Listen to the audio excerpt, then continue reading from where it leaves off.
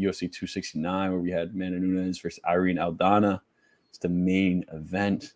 And of course, we had Beneil Dariush versus Oliveira. So, lots to talk about.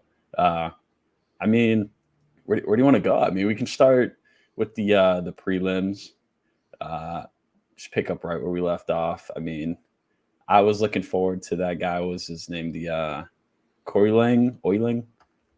How you pronounce it? His name is the Mongolian Murderer. Oh yeah, that's right. They did not show up. Did not murder anybody. Yeah, he was on the wrong end of it. He was on the wrong end of that stick. Yeah, I mean, yeah, he just ate a nasty left hook and just stumbled. Yeah. And that was quick. There's not much to say. I mean, it was a quick ending fight. It was the first round. Very quick, very early. Yeah, I was looking forward to that kid, and then he just disappointed. Yeah, man. And for us, Zahabi's little brother, Ayman Zahabi, man, that dude. Is that how you pronounce it, Ayman? Yeah, I'm pretty sure it's Ayman. Okay.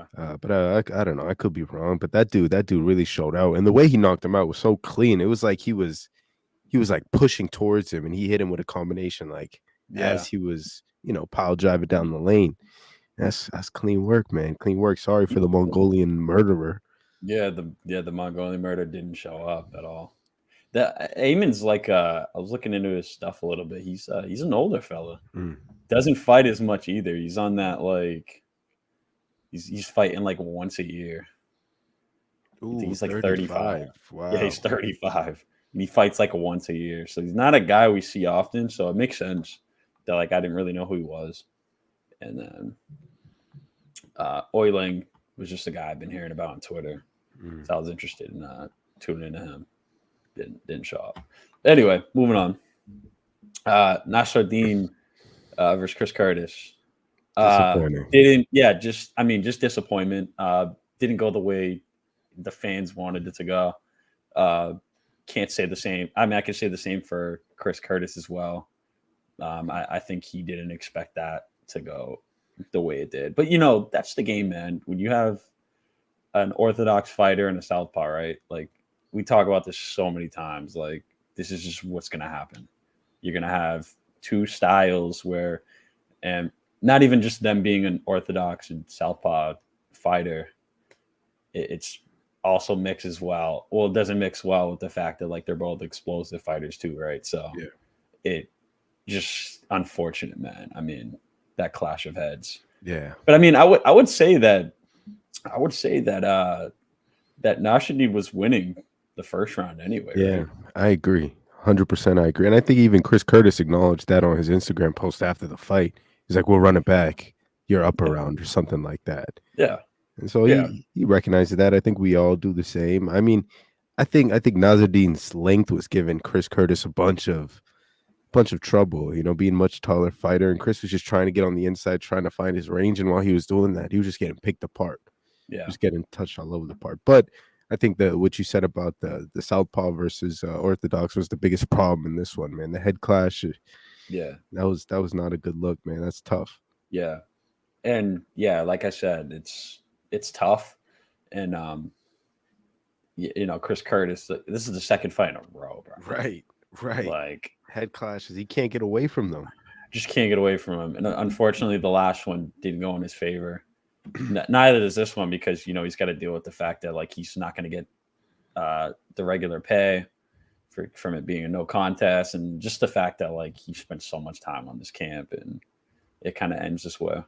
But like I said, from that first round, man, it wasn't looking good. It wasn't looking good for him anyway. Yeah. I mean, Nasruddin was just landing the more direct shots. He was landing the harder shots.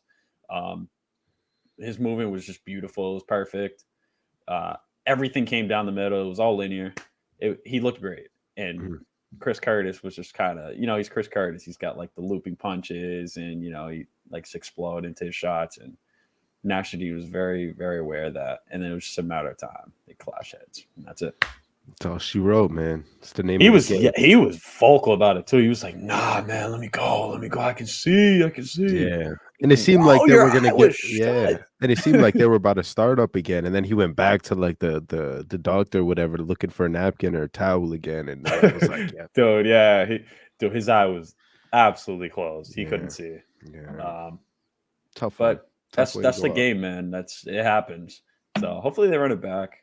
Um, I don't really care to see it again. I feel like Nasruddin wins that fight.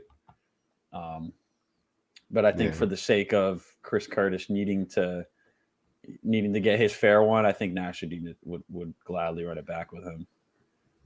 And for sure, agreed, man, agreed. I I'm mean, at the end of the always day, nobody sign. won, so Yeah, nobody moves. exactly. Anytime Chris Curtis fights, sign me the fuck up, man. Yeah, 100%. Main All right. card though, main card was pretty fire. Mm-hmm. Where do you? What stands out to you? Just in the Mm. earlier side of the card.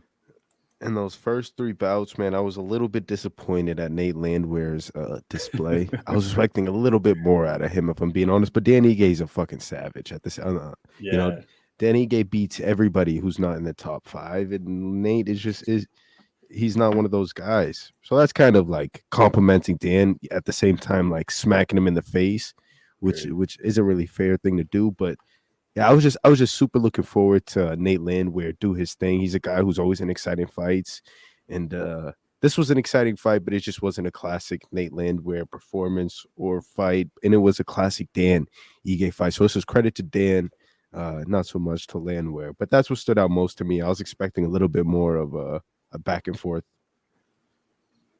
Yeah, I thought Dan looked great. I mean, Yeah, Nate just kind of going off what you said about Nate. Like Nate was kind of like he was very vocal about like knocking this guy out, and not at one point in the fight did I think that Danny Gay was in trouble from Nate.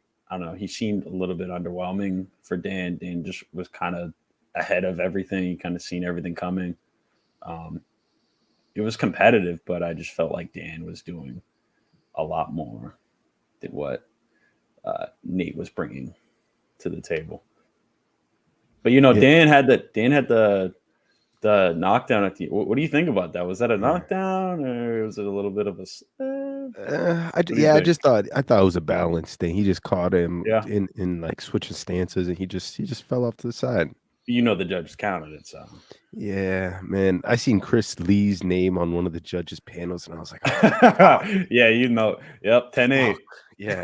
And I think it was the main event. And I was really worried, but Amanda did her thing, so it didn't even matter. But Yeah, yeah, it man, did. Nate Landwehr's lack of, you know, a Nate Landwehr Yep. classic was missing from the evening for me at least. What about you? Yeah. What stands out from these early few bouts? Bro, that Eric Anders fight was crazy That was a great fight. with Mark Andre. That fight was an absolute slugfest from I Yeah, mean, that was just like a classic slugfest. And um Eric Anders shocked me because he's not typically a guy that he's a guy that's in who is like very consistent at times and sometimes he's not on the high end of the stick. Obviously he didn't win this fight either, but I don't know, he's been very exciting for me lately and I thought I thought he fought really well in this fight. Um, he could, in some areas, he could have been better. I felt like he could have picked his shots better. I felt like he could have been a little bit more patient. Um, Mark was just kind of, you kind of anticipated a lot of it, and he was entertaining it quite a bit. The bomb rushing of Eric Anders, and I thought he adapted to that very well. But Anders was just there to kind of give a show at one point. At one point he looked like the best fighter on the entire yeah, roster. yeah, And yeah, then he got so ahead of himself, and then he just fucking blew it. Like yeah, he was doing so good. I was like, yeah, oh my god, this guy could actually win this fight. yeah, And then he just blew it. Just yeah. fucking blew it. Yeah, and especially like at the beginning of the fight, he got dropped really early, and I was like, Yeah. "Oh fuck, it's gonna be one of those for him." Then It's he gonna came be, back. he came back. He really fought his ass off. He got stunned a few times and just kept coming, man. So this was definitely a great fight by Anders. Yeah. And honestly, I definitely thought Mark won, but I like if this decision went the other way, I don't think it would have been like a crazy, No. like a big deal. So I just No. think could have I gone agree. either way. Good fight, fun fight. I agree. Yeah, that was definitely one I was not expecting to be that exciting. Yeah. Yeah. So props to those guys. They showed out. And it's crazy that like there's 3 fights before the co-main and the main event, right? And then maybe the most exciting prospect out of Canada was on this main card, and neither of us mentioned him. I know. It's kind of crazy. So I'm just gonna go ahead. Mike Malott, man, that dude is a beast. Yeah. He fought Adam Fugit, who's no joke either. Both of these guys are just kings of finishes. One had like a 90%, the other guy was 100%. And Mike Malott, he predicted a finish, he got a finish, and it could have been over in that first round. And he threw a body kick really early that had Adam Stunned.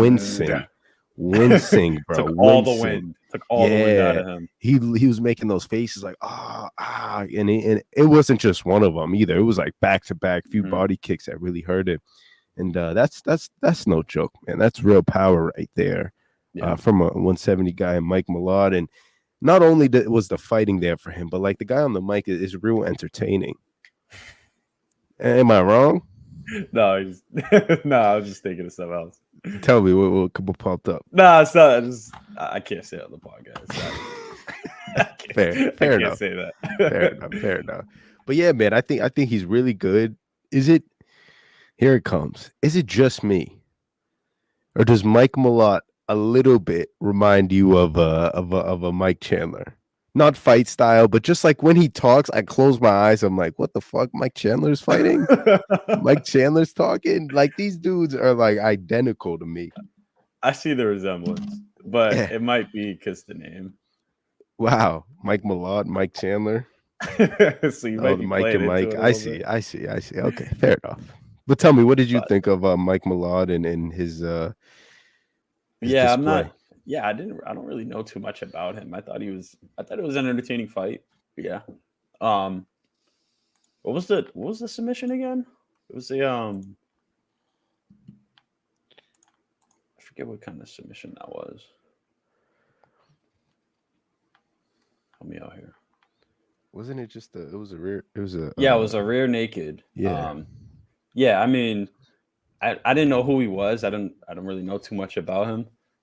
Yeah, his ground game was just crazy. He just looked so fluid on the ground. He knew exactly where to position himself, and that's always like such a pleasing thing to see. Like, especially at welterweight, because like not many of these guys are kind of like that. You know what I mean? You go to like lightweight and those guys are kind of like specialties down there, and then like you go to welterweight, kind of slims out a little bit. So to kind of see that in the welterweight is a little refreshing. Like I said, I didn't know the guy, so that's very, very nice to see. Yeah, I don't really know much to say about him. Just a refreshing face in the welterweight. Yeah, all finishes, submissions, KOs. Like the guy gets it done by a lot of different violent ways. Now, moving forward, it gets real fun for him. I see some people on Twitter talking about him versus like an Ian Gary. Fun fight. I think both of those guys, though, they're really like surging upwards. It doesn't make sense to fight each other now, but it'd be a fun fight. Yeah. There's guys like Joaquin Buckley who are somewhere in the mix that'll be fun. There's guys like Brian Battles. There's so many guys at 170 that could be fun. Anybody that pops up in your mind that you're like, that'd be a good matchup? I mean, I was thinking of Ian Gary. I just think Ian Gary hasn't really been tested yet from a guy that's similar to Mike. I mean, that would be pretty interesting. I mean, does the UFC do it though? I don't know. I don't think so. It's too soon. I don't think they do it. They're still building up the Ian Gary franchise. Train. Yeah, they want to go to Ireland and sell out some big arena out there. They don't want him to get toasted early. Yeah, they made that mistake with Edmund Shabazian. They fed him. Yeah, they fed him to what was his face, Brunson, and it was just all downhill from there. They fed him to a few. Dogs, but after Brunson, it was just downhill, and they were like, "Fuck, we fucked up. We thought he could do it, and then he couldn't." Yeah. Good example right there. No, so yeah, I don't think they risk it for Ian Gary. I think that's a tough matchup for him, though, regardless. Just anybody that could take him down and keep him down is going to be a nightmare for him. So I would like to see that, but I'd say they probably throw him to Buckley, to be honest. Buckley's coming off that insane KO anyway. Yeah. And this guy's coming off a very nice submission. I just think it makes sense. That probably makes more sense. Yeah. Anything Buckley does, I'm excited for. That dude at 170 might cause real damage, bro. Bro, he's putting people in the hospital. Yeah. In some weird ways, too, that we've never seen in the sport. Like, he has two of the craziest knockouts in the sport's history. Like, it's insane. Yeah. And I expect many, many more, especially coming down to 170. The power, I'm expecting to kind of say the same, but the guys are a lot smaller. Yeah. So can they take it is a big question, man. So I'm pumped about Buckley, pumped about Mike. Let's talk about the fucking co-main event, because I couldn't be more wrong about this one coming into it. I had a horrible podcast of predictions last time around. I really recognized that. And for the listeners, I really will aim to be better this week, this time around. But yeah, man, this is what I was wrong about. You were right. So tell me what you coming into it seen and what you seen come to fruition. Hey, baby, I told you the knockout was coming. I told you.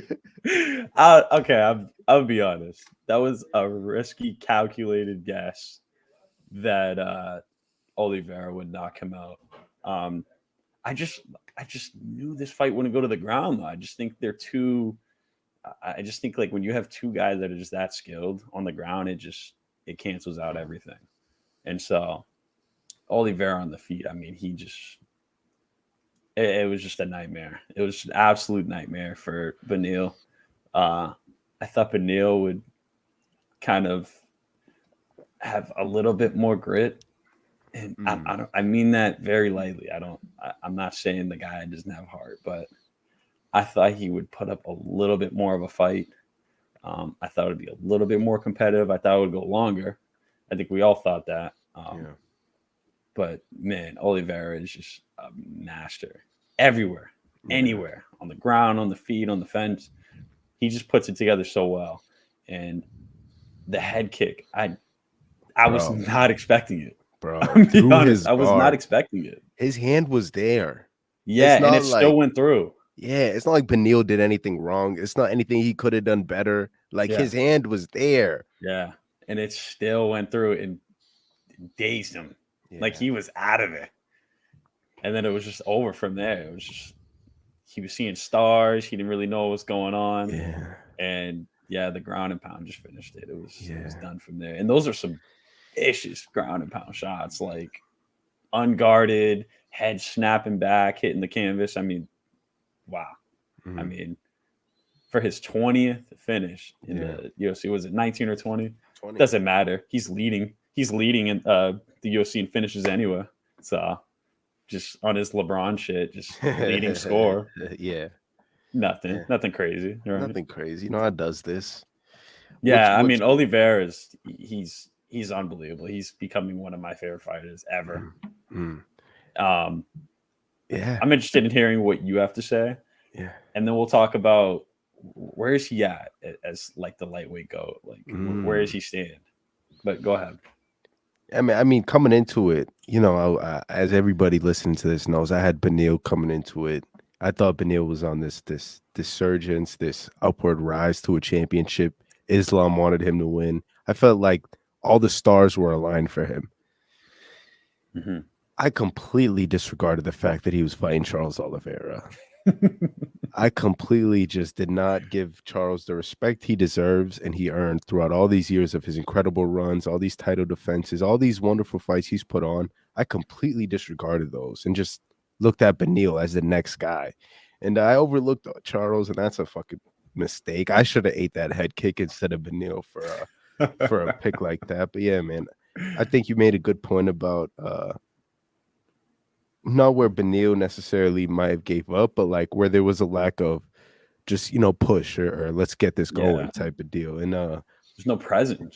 None. There wasn't. And at one point it did get to the ground. If Benail really held his own for that split few seconds when it was down there, Yeah, was able to get back to his feet. But then when it was there, it was all Charles. It yeah. was all Charles. So yeah, man, I'm excited to talk about this discussion, man. Where does he rank in terms of lightweight goats? I mean, I'd say he's probably got to be. He's probably got to be somewhere in the top 5 at this point, right? Yeah, Like I who do would. we have? Like who do we have? And like so we got Conor McGregor. It's in Khabib. there. We got Habib in there. We've got. I mean, We really got to do research in order to put this list together. yeah, because But I don't want to just say something that's just gonna like I'm yeah, gonna regret. we're definitely forgetting somebody. But I think just in terms of this discussion, like where's he catapulted? And I think this fight didn't really necessarily throw him further in this legacy gold race. I just think that proving people wrong, like me, showing people like who the fuck he is, and then just being like as dominant as he is, it's just like you said, man. How can you not be a fan of this fucking guy, man? How could you not? Yeah, I mean, I'd say probably top 5 all time Yeah, lightweight for sure. yeah. I might even go I'm as far as confident saying saying top that. three. Yeah, maybe. Yeah, Like, I'm saying that confidently. That was incredible. I mean, man, he's finished everybody in the top 5, every single one of them, minus the champion. minus the But champion, of course. yeah, But man, I mean, he's so special, man. And yeah. I can't wait to see what that second fight's gonna look like Mm. with Islam. Obviously, didn't go Oliveira's way the first time, but I'm excited to see what it looks like when they run it back and what Oliveira can do this time. I might even be rooting for Oliveira, man. I mean, I Well, and might you were even a be. guy. Hold on. And you were a guy for the new listeners, for people who may not be too familiar. Josh, you've been a guy who's saying Islam was next up years before he For won the strap. yeah, for years. And I mean, so we now started you're this telling podcast me 2 years ago, and I've been talking about Islam before he even got in the UFC. Like, and yeah, it's crazy. It's you crazy. choose Charles in that rematch. I'm gonna be rooting for Charles. I'll tell you how Mm, much. interesting. Yeah, man. I mean, I'll be imagine if he rooting goes for him. through and he beats Islam. Where does that put him then in He's the terms of goat. greatest? Yeah, he might be, bro. He's He the might goat, be. man. And if He he might finishes be. him, he's the goat. And He I think might. regardless, when like if he doesn't finish him, I think I'll win it regardless. He's the goat. Mm. Yeah. Yeah, that dude Charles Oliveira is unbelievable. And the dude's only 33. 33, bro. 33. Like He you would is think so much. you look at his resume, who he's fought, how long he's been doing this, the amount of fights, wins, Yeah. subs, all this, finishes, all this, and he's only 33. Yeah. He's been around. He's I been don't around. know. And 20 finishes. Like 20 finishes is so crazy, bro. Like to think like how many fights he's been in Mm, and 20 finishes in those fights that's unreal. baffling, man. That's Baffling. that's unbelievable numbers. Like Maybe when we're all said and done, when Charles hangs it up one day, he could be the greatest lightweight of all time. But I personally, I think he's a few fights away from that. yeah, possibly. I say Yeah. a win over Islam and maybe I don't know. I don't know who else he could beat. That would be. I mean, he beat the top 5. I mean, that's all that Yeah. matters. Right. But I And think if he knocked beats them all out. Islam, man, that really catapults him. That's some legacy legendary shit right there. They gotta run it back. Then it'd be a trilogy. And then it's like, if he wins that, it's like, Yeah, then he's really you know what I'm he's saying? him. He's him. He's him. He's Timothy. He's Timothy. I just don't think a win over Conor McGregor. I mean, that's a big win regardless, but I just don't think that's like a win that I think takes his stock up to Yeah. like a bigger threshold. Like everyone knows at this point, Conor McGregor's kind of like a bit on the downslope of his career. Hasn't really looked the Mhm. best, and that just comes from health reasons, having uh, bad problems with his legs and, over the years of just smashing your shins against another man's head and and just checking kicks over and over and over again, and just all that built up fucking sparring and all that, that's kind of where he's at. He's going downhill because of health reasons rather than like him being old. I feel like, Yeah, because he looked good in the Dustin Poirier fight. Like he was winning the fight before he snapped his leg in half. Yeah. You were saying if Charles beats Conor, then that doesn't really do much for his legacy today. Was that the point you were making? Yeah, I think it's a great win regardless. Like beating Conor McGregor is always going to do good for you. Like, right. But I just don't think that like it would be something spectacular in the sense that like where it puts him over, or it puts him over Conor McGregor maybe, or because Conor has done a lot and it's himself like across two divisions where Oliveira can't really say he's done. You know what I mean? Right. Yeah, that's true. Yeah, but I mean, also Conor is not making 55. No, he's not. Yeah, he's not making 55. So I don't think we really have to worry about Conor versus Charles. Oh yeah. It's just up for grabs, It's just one of those fights that like you never know. Yeah. But I think Conor's kind of I agree. I think he's staying at 170. Yeah. I mean, I'd be so impressed if that dude makes 170 the way he's been looking. Mm-hmm. That's you seen him recently knock out that dude the Miami.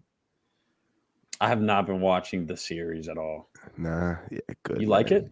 Nah, fuck Miami, man. Fuck the Nuggets. Fuck all the moves, man. Celtics till the end, bro. But I mean, like Conor. I was talking about the show. What show? Oh, the Tough. Okay. I think you're talking about the NBA. Nah, I haven't tuned into Tough at all either. I'm more of a binge guy. Like I'll wait till the end of the season and then I'll just watch them all. Watch all the yeah, because that way I just run through it. But I mean, yeah, Twitter spoils it. So like it tells you straight up who wins the fights, who's fighting. So it's like I'm gonna be spoiled, but I'll still watch it eventually. Yeah, if there's some good fights in there, I just tune into them. That's fair. But speaking of good fights, man, the main event of UFC 289, the Lioness Amanda Nunes defended her straps in a 45-50 scorecard across the board. One of them was even like 50-43. I was like, wow, 2 10-8 rounds? Yeah, it was a massacre. Yeah. What were your thoughts on that one? I mean, first of all, congratulations to Amanda Nunes for retiring in the sport. I mean, just the accolades that she's, accumulated over the years is something that we've never seen in women's athletics. I mean, just across any sport. I know we have Serena Williams, who's just an incredible athlete. Clarissa Shields, who's just done unbelievable things in the boxing scene.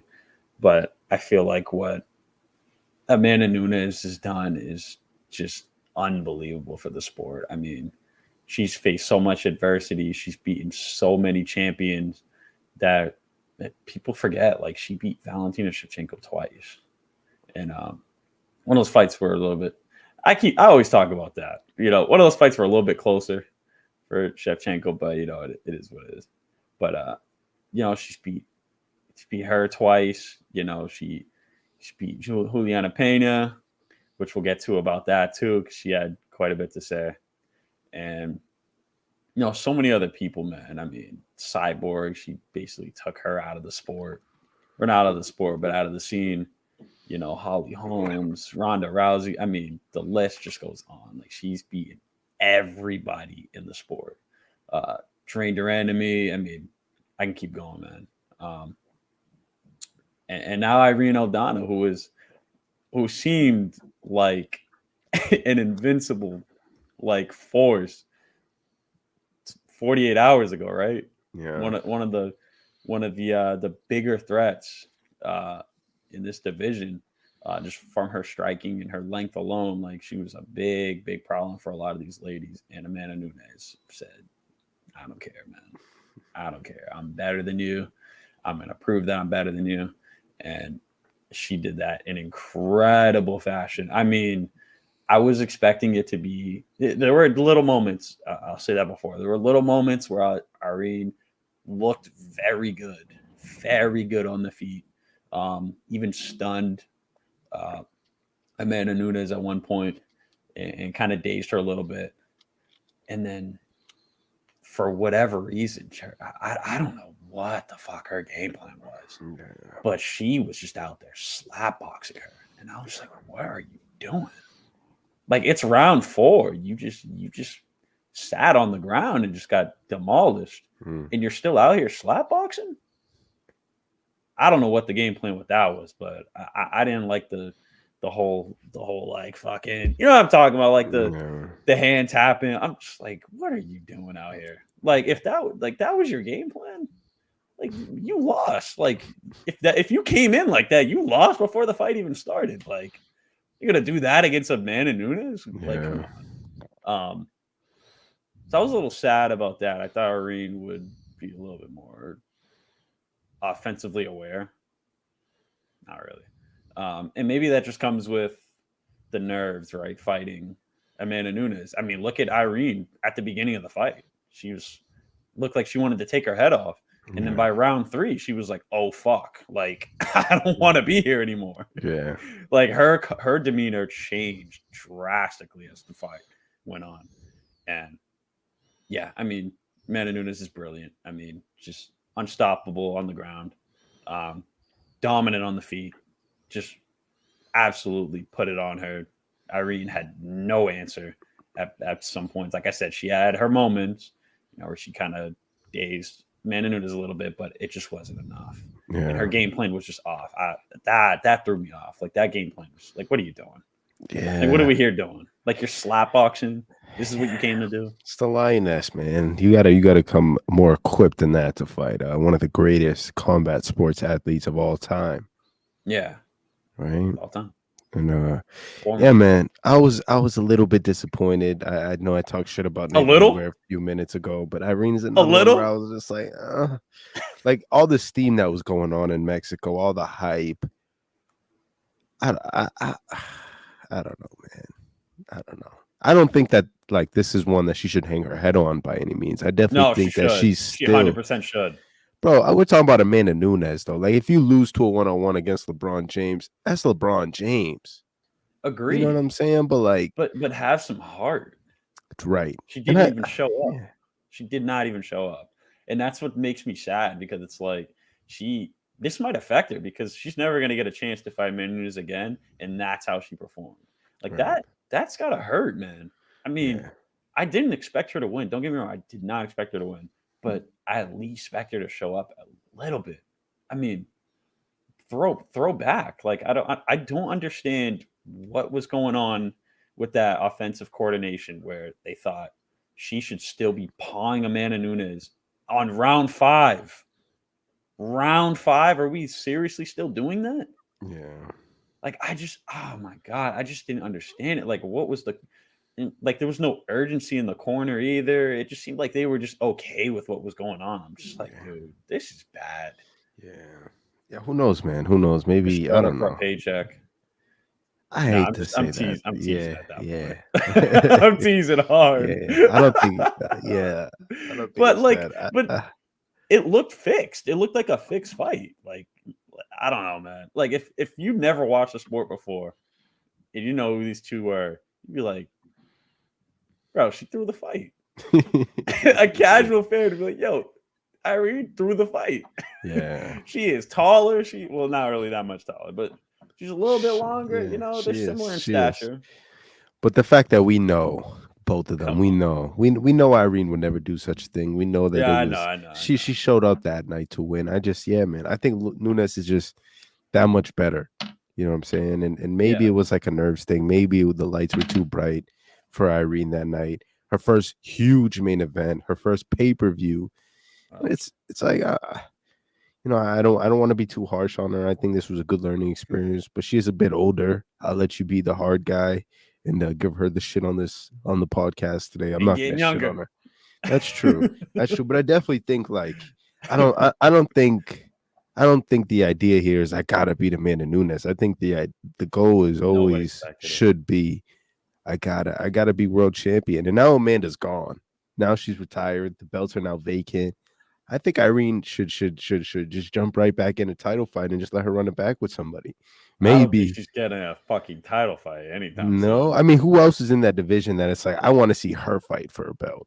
No, you're It's wrong. You're not wrong, but it's like, I mean, there's still Jermaine Durant to me. I mean, come on, man. Want to see? I think I'd rather see Irene Aldana kind of get a chance to redeem herself than that's fair. watching Durand and Mina I think throw down. Valentina Shevchenko, she gets her belt back, and then she goes to that division and she takes that belt too. Mm. That's my prediction. That's my prediction for 2024. Valentina Shevchenko double champion. Now that Nunes is gone, so she would have to beat Grasso, win her strap back, she'll get it potentially do a back. trilogy. Yep. And then then I jump say up. I'd say by this time next year she'll be double champion, 100%. Damn, bold pick. I'm gonna have to clip that up, man. Throw that into the energy. Throw that into the earth. But then, like, now that I'm looking at the women's bantamweight rankings, there are some ladies here that I feel would be a fun title fight.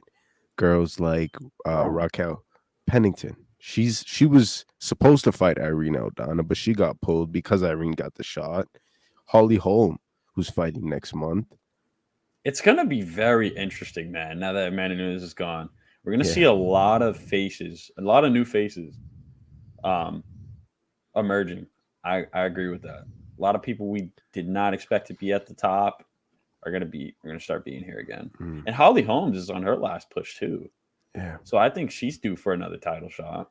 If she wins next month, man, she's right now the third rate. I don't think she's fighting anybody in the top 5, so she's fighting backwards. If she gets this done, 100%. How many more Holly Holm fights do we have left? Dana, give it to her. She'll be a 2-time champion. That's amazing.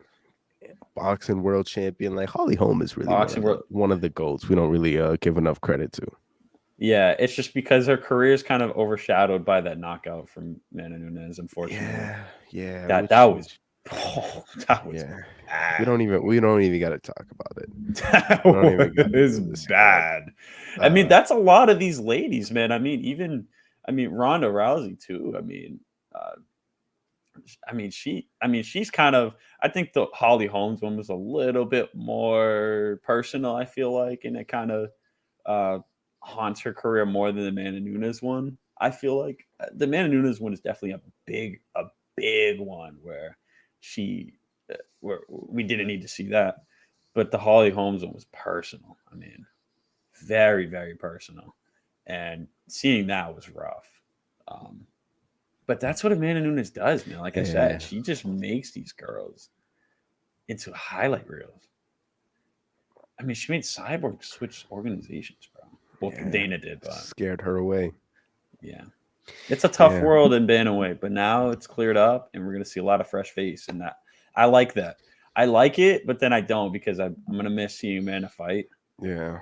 But then I'm glad there's not like a top down. You know what I mean? It's kind of refreshing. Yeah, for now, right? I mean, there's only a matter of time until one of Shevchenko comes up. Yeah, until Shevchenko or one of these other reigning, bantamweights who've been here a minute, like separates themselves from the rest of the pack and like, all right, I'm world championship material. Agreed. So yeah, man, congratulations to Amanda Nunes on retiring. Also, congratulations to her for taking the women's featherweight division with her. As Dana said, I think in the post fight, like it's probably over for that division. She was no shot, right? There's no rankings. Like she was kind of anybody who wants to get it can get it. Yeah. So, congrats to one of the legends of the sport, Amanda Nunes. Interested to see kind of where her ranking is in terms of GOATs, male or female. I think she's got to be. Like I said before, she's top 5. Top 5, top 2. I said that last podcast. She's top 5. The case is thick enough where you could make it for top 1, top 2, top 3, top 4, anywhere. Like her, she's really cemented herself in the legacy. I agree.